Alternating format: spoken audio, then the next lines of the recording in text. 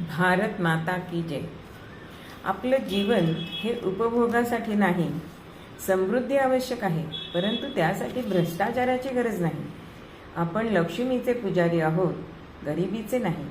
पण आपण लक्ष्मीची स्तुती करतो. जसे श्रीसूक्तात म्हटले आहे की धान्यम धनम पुत्र लाभम, त्याचप्रमाणे म्हटले आहे की न क्रोधो न च मात्सर्यम न लोभो ना शुभमतीय, असेही म्हटले आहे. आपण नैतिकतेने देवी लक्ष्मीची पूजा करतो. दोन्ही हातांनी कमवावं आणि सहस्र हस्ते वाटावं, याचं महत्त्व आहे. लक्ष्मीचे पुजारी असलो तरी त्यागमय जीवनावर आमचा विश्वास आहे आणि तो असला पाहिजे. आपल्या इथे त्यागाला प्रतिष्ठा आहे, भोगाला नाही. म्हणून आपले सर्व जीवन भोगाला प्रोत्साहन न देणारे आणि त्यागाला प्रोत्साहन देणारे असे असलं पाहिजे. आपण संयम बाळगत असतो. संयमित उपभोग करण्यावरती आपला विश्वास असावा. म्हणून अनावश्यक खर्च करू नये. सर्व गरजा पूर्ण व्हाव्यात. प्रत्येकाला सामाजिक मान सन्मान असतोच, त्यानुसार आयुष्य जगावे. पण अनावश्यक खर्च होणार नाही, याचं मात्र भान असायला पाहिजे. आपल्या व्यवहारात या सर्वांचे व्यक्त होणारे माध्यम म्हणजे भाषा, भूषा, भवन, भ्रमण, भोजन आणि भजन. स्वभाषा, यासाठी प्रथम आपल्या कुटुंबात आपण याचे पालन केले पाहिजे.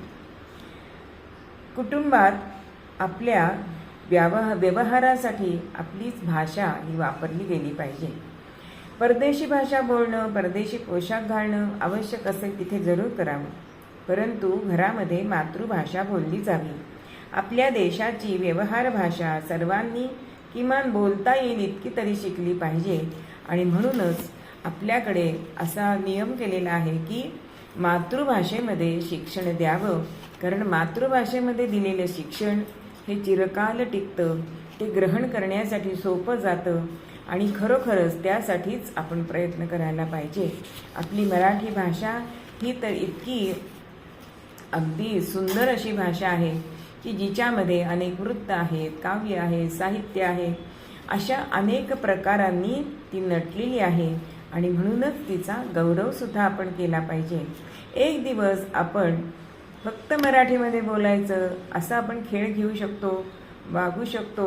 फक्त राष्ट्रभाषा भाषा दिनालाच फक्त आपण तसं वागायचं नाही आहे, तर आपण घरामध्ये प्रामुख्याने जरी मुलांना आपण इंग्रजी माध्यमामध्ये घातलं असलं तरीसुद्धा घरामध्ये आपण मराठीत बोलावं. त्यांना आपली स्तोत्र, श्लोक हे शिकवावे. म्हणजेच स्वभाषा ह्याच्यावरती आपला